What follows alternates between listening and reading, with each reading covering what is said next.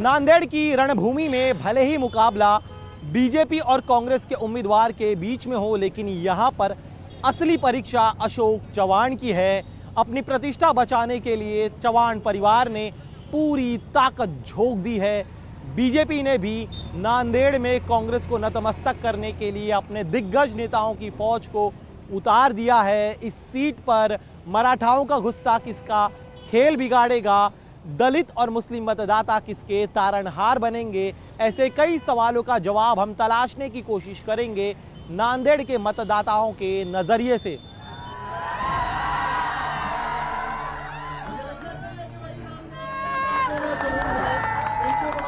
नांदेड़ में कांग्रेस के लिए डू और डाई वाला चुनाव है।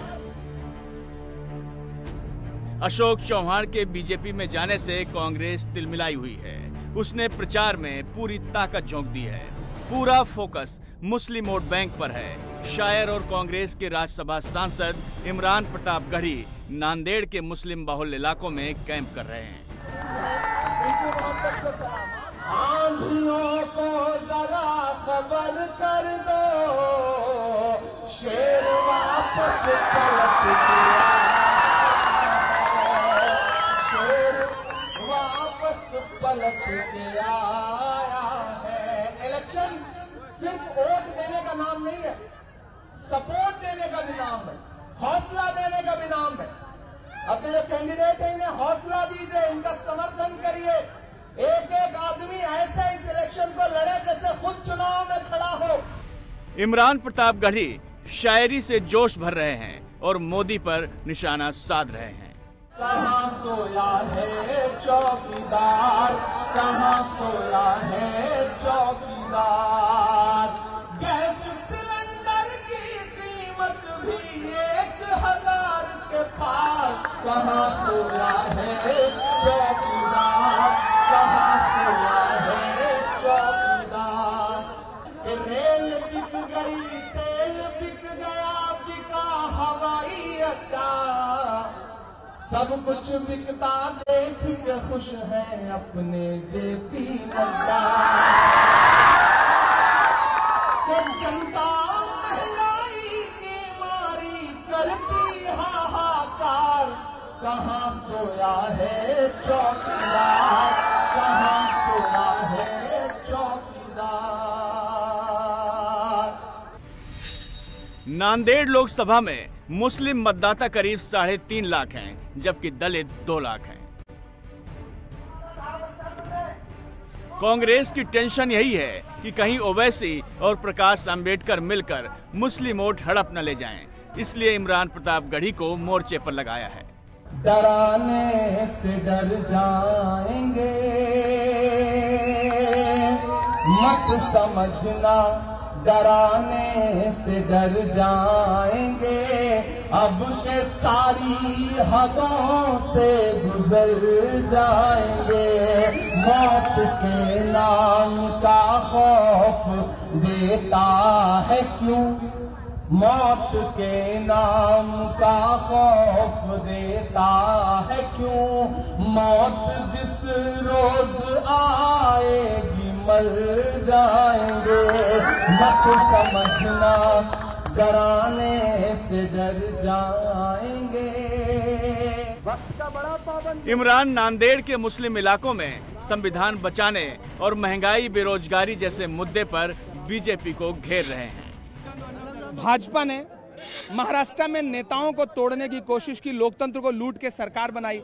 उन्होंने नेताओं को तोड़ लिया लेकिन जनता को नहीं तोड़ पाए। राहुल गांधी इन्हीं रास्तों से चल करके भारत जोड़ो यात्रा के लिए निकले थे, तो लोगों को उनके कदमों के निशान याद हैं और लोग नफरत के बाजार में मोहब्बत की दुकान खोलना चाहते हैं। चाहे प्रधानमंत्री आए, चाहे गृह मंत्री आए, चाहे महाराष्ट्र के मुख्यमंत्री आए, उप मुख्यमंत्री आए, नांदेड़ कांग्रेस पार्टी को जिताने जा रहा है। आपके पुराने साथी अशोक चव्हाण के जाने की वजह से कितना नुकसान हो सकता है, आपको लग रहा है कि कुछ असर नहीं होगा? मुझे नहीं लगता कि कोई असर है। जनता देखिए किस तरह से कांग्रेस पार्टी के साथ है, तो किसी के भी जाने का बहुत सारे लोग गए होंगे। मैं तो इसको दूसरे नजरिए से देखता हूं। दरअसल कांग्रेस पार्टी से जो नेता गए या जिनको जबरन लिया गया, ये भारतीय जनता पार्टी की विचारधारा की हार है। उन्होंने अनंत हेगड़े का टिकट काटा, उन्होंने प्रज्ञा ठाकुर का टिकट काटा, उन्होंने प्रताप सिम्हा का टिकट काटा और इधर मिलिंद देवड़ा को, आरपीएन सिंह को, अशोक चौहान को बुला के राज्यसभा दी। ये कितनी जरूरी बात है कि ये नेहरू स्कूल ऑफ थॉट्स की जीत है और बीजेपी की विचारधारा की हार है। नांदेड़ के मुसलमानों को यही समझाया जा रहा है कि उनकी समस्याओं का समाधान पंजा ही कर सकता है, जो 60 साल तक पहले देश में राज कर चुका है। सर, नांदेड़ का ये है कि पिछली बार यहाँ पे बीजेपी की गवर्नमेंट थी और बीजेपी का खासदार था, लेकिन उन्होंने पिछले 5 सालों में कुछ विकास नहीं किया, ना जीरो बजट जैसा कि स्मार्ट सिटी वगैरह है, जो यहाँ पे बीजेपी के जो एमपी वगैरह है वहाँ पे कुछ फंड दिया जा रहा था, लेकिन हमारे जो एमपी है इन्होंने बिल्कुल कोई विकास नहीं किया यहाँ पर। उसीलिए अभी जनता भी बदलाव चाहती है। आज नांदेड़ के रोड देखिए कि नांदेड़ के रोड ऐसे है कि जब भी जाते हैं तो जहाँ 10 मिनट का टाइम है तो वहाँ पर जाने के लिए हमको 1 घंटा लगता है। बहुत मुश्किलात का सामना करना पड़ता है और यहाँ पर लाइट की सबसे बड़ी बहुत बड़ी प्रॉब्लम है हमारे पास। नौजवान तबका इतना है जिसके पास डिग्री से हर चीज़ की डिग्री है उनके पास, ना उनके लिए कि नहीं कोई आईटी सेल कंपनी, मतलब जैसे कोई बड़े फैक्ट जैसा पूना मुंबई में जैसे होते हैं, औरंगाबाद में जैसे होते हैं, नांदेड़ में कोई ऐसे कोई कंपनी नहीं है, इंडस्ट्रीज नहीं है, ऐसे बहुत सारे मसले हैं। तो मैं एक स्टूडेंट हूँ और मैंने तकरीबन अभी पीजी कंप्लीट होगा। तो स्टूडेंट के बारे में जब मोदी सरकार आई थी तो उन्होंने कहा था कि हम आएंगे तो युवाओं को 2 करोड़ रोजगार देंगे। तो हमने पहले अटेम्प्ट में सोचा कि इस बार नहीं किए, लेकिन दूसरी बार भी इस बार आकर जो है 2 करोड़ रोजगार देंगे। तो 2 करोड़ रोजगार अगर मिलेंगे तो हम गरीब इलाके में से जो है घर वालों का भला होगा।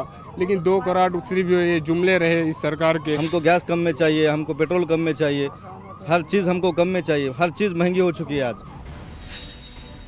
नांदेड़ में टक्कर बीजेपी के प्रताप राव चिखलीकर और कांग्रेस के वसंत राव चौहान के बीच है। दोनों ही पार्टियों का प्रचार जोरों पर चल रहा है।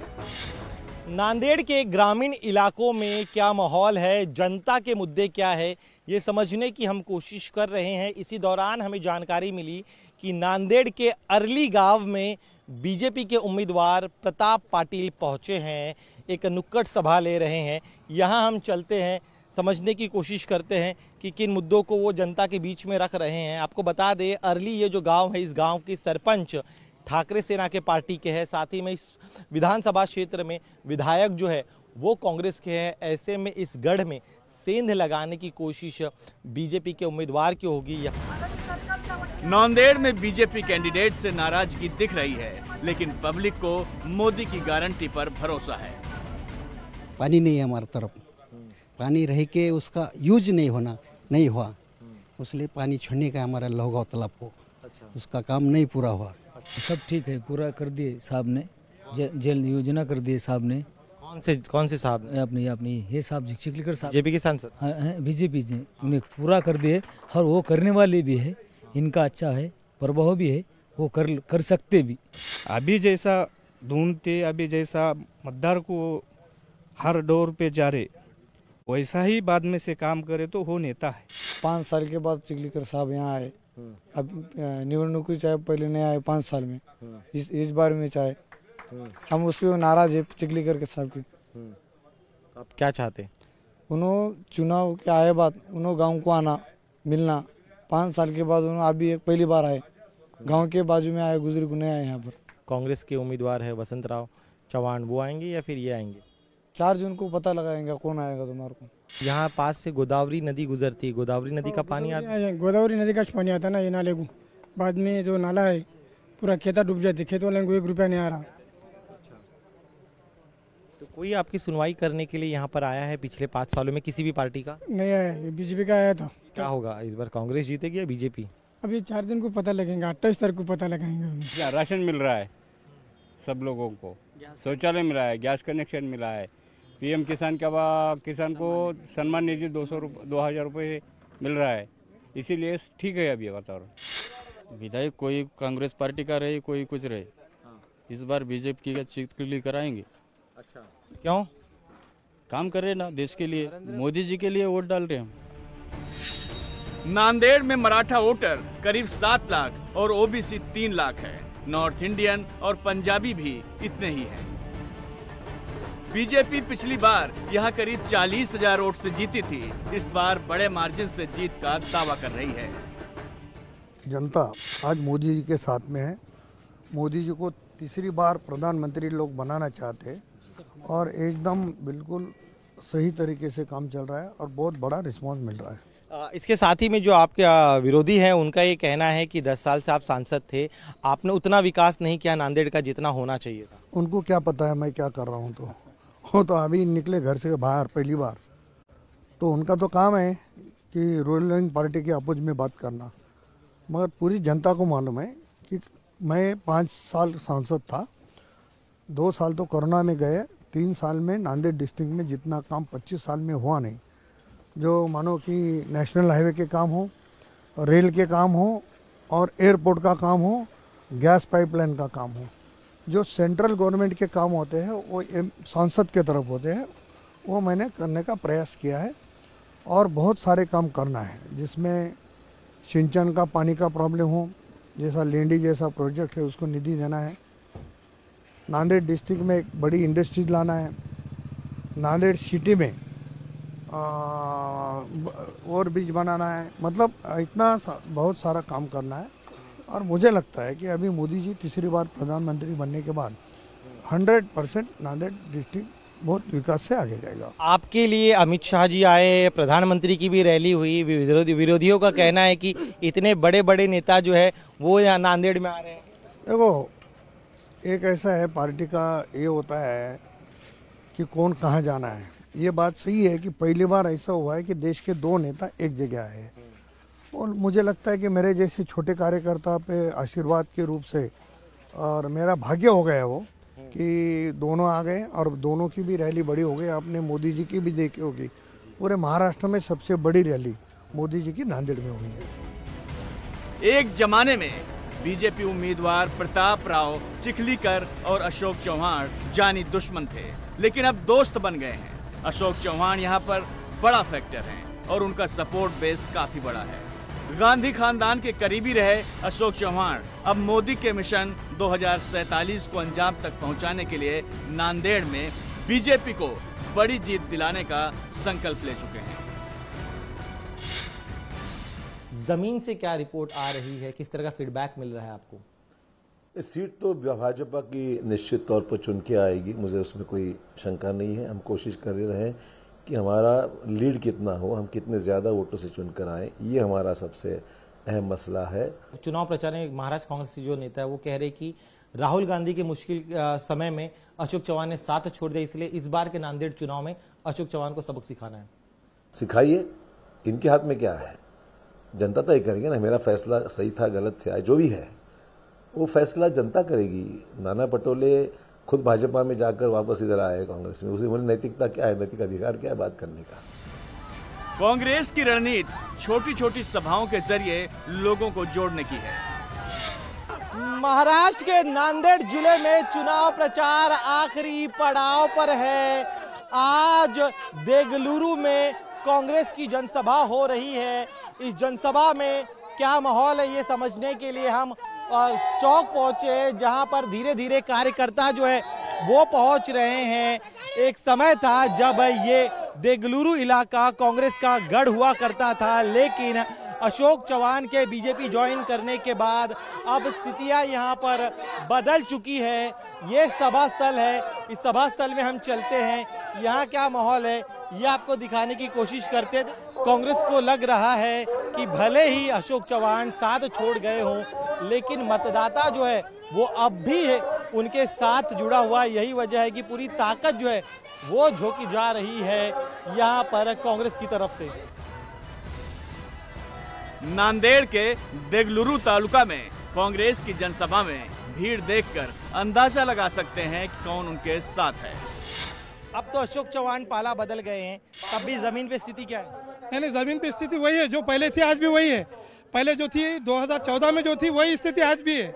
और ये जो नांदेड़ जिला जो है ये कांग्रेस पक्ष का गढ़ माना जाता है और यहाँ पे कांग्रेस की सिवा दूसरी कोई सीट नहीं लगेगी। यहाँ पे नांदेड़ की नहीं, पूरे हिंदुस्तान की हवा खराब है। इस बार बीजेपी तड़ी पार, 400 पार नहीं, तड़ी पार है। हम कांग्रेस को जिताना चाहते हैं। क्यों? क्योंकि वो सहूलत करते हैं हमारे वास्ते, इसके ऐसे हम उनको जिताना चाहते। बच्चों को नौकरी नहीं, करना खाना, कब तक करना खाना है, कब तक करना खाना, दवाखानों को पैसे नहीं, बीमार पड़े तो उठाने वाला कोई नहीं है, करने वाला कोई नहीं है, उन्हें क्या कर रहे हैं हमको। पंजा है तो जिंदगी है, नहीं है तो काम की नहीं है जिंदगी। कांग्रेस के कैंडिडेट वसंतराव चौहान अपने परिवार की 4 दशक की समाज सेवा को बताकर वोटर को अपने पाले में करने की कोशिश कर रहे हैं, लेकिन अशोक चौहान के पाला बदलने से और प्रकाश अंबेडकर की वंचित बहुजन अघाड़ी से समझौता नहीं होने से वो बैकफुट पर है। लेकिन अशोक चौहान लाल बत्ती लेकर जन्म हुए, ये क्यों कहते हैं?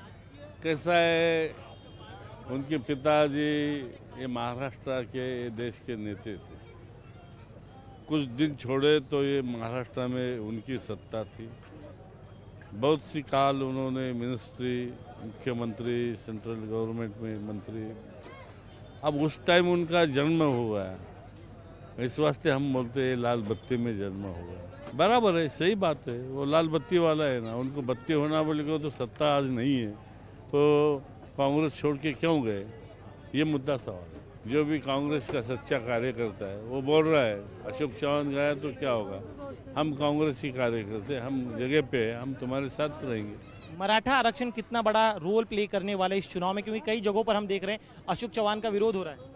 सही बात है, मराठा आरक्षण में जरंगे पाटला ने समर्थन किया है, बीजेपी छोड़ के किसी को भी मतदान करो, अब वो बीजेपी में गए, इस वास्ते उनका रोष तो रहने वाला है। नांदेड़ में लोकसभा की 6 सीट है, भोकर, नांदेड़ साउथ, नांदेड़ नॉर्थ, नायगांव, देगलूर और मुखेड़। नांदेड़ को मराठवाड़ा का गेटवे कहा जाता है। बीजेपी और कांग्रेस दोनों ही पूरी ताकत झोंक रहे हैं। असली लड़ाई ग्रामीण इलाकों में है, जहां आमदनी का जरिया खेती है और वहां सरकार से काफी शिकायतें हैं। नांदेड़ के चुनाव में इस बार इतिहास रचा जा सकता है। जो चुनाव एक तरफा लग रहा था उसे कांग्रेस ने अपने आक्रामक प्रचार से कांटे की टक्कर में तब्दील कर दिया है। इस बार अगर 2019 का पैटर्न रिपीट हुआ और मराठाओं के आक्रोश को कम करने में भारतीय जनता पार्टी कामयाब रही, तब यहां से कमल खिल सकता है। लेकिन अगर मराठाओं का गुस्सा जिस तरह से जमीन पर दिखाई दे रहा है, अगर वो बीजेपी के खिलाफ रहा और दलित और मुस्लिम मतदाताओं का कांग्रेस को साथ मिला, तब यहां से पंजा जीत सकता है। भारतीय जनता पार्टी ने अपनी पूरी ताकत यहां पर झोंक दी है। अगर अशोक चौहान के साथ उनका वोट बैंक भी बीजेपी को ट्रांसफर हुआ, तब यहां से कमल को खिलने से कोई भी रोक नहीं सकता है। नांदेड़ के किसानों में बिजली पानी को लेकर गुस्सा है, लेकिन मोदी पर भरोसा है। इस गांव में रास्ते नहीं है, लाइट नहीं है और दवाखाना नहीं है, आरोग्य केंद्र और पुल नहीं, ब्रिज का काम नहीं है, इस पानी नहीं है। बारिश आया तो हमारे को जाने की थोड़ी अड़चन है। इस चुनाव में पत्ता पाटिल चिखली करने 5 साल में नहीं, इस गांव में नहीं आए है। चुनाव के बाद जब तक ये चुनाव आ रहे हैं यहाँ पर, इस चुनाव जब रहता है जब भी यहाँ पर आ रहे हैं, इस बार उनको धोखादायक है। इस बिलुली तालुके में से उनको धोखादायक है। राम भैया बताइए, क्या आप कुछ काम करते, किसानी करते, क्या करते आप? खेती करते हम। अच्छा, तो क्या स्थिति आपके गांव में खेती की? खेती का माल का कुछ भी भाव नहीं है, पता नहीं नाता नहीं, उनका क्या आना जाना रहता, कुछ देखते नहीं ना, क्या करते नहीं। यहाँ के सब गाँव में आए मगर आरली में कभी भी नहीं आए उन्होंने। अच्छा, लेकिन आज तो आए हैं, हम देख रहे थे उनकी जनसभा हो रही है यहाँ पे। अब निवडणूक आया ना, उसलिए आए उन्होंने। अच्छा। अभी आके चले जाएंगे मगर और कभी नहीं आएंगे। मोदी के नाम पे ना वोट गिरेगा। अच्छा। अभी तो 5 साल हुआ, कुछ भी काम नहीं किए, अभी क्या करते की। अच्छा, कांग्रेस ने अपने आक्रामक प्रचार से इस पूरे चुनाव को रोमांचक मोड़ पर ला दिया है। अगर दलित, मुस्लिम और नाराज मराठाओं का साथ कांग्रेस को मिला, तब पंजा यहां से बाजी मार सकता है। लेकिन अगर इस बार भी चुनाव में साल 2019 का वंचित बहुजन आघाड़ी पैटर्न रिपीट हुआ और अशोक चौहान अपना बड़ा वोट बैंक बीजेपी के पक्ष में ट्रांसफर करने में कामयाब रहे, तब किसी भी हाल में कोई भी इस सीट से कमल को खिलने से रोक नहीं सकता है। कैमरामैन सागर खाड़े के साथ दिनेश मौर्य, इंडिया टीवी, नांदेड़।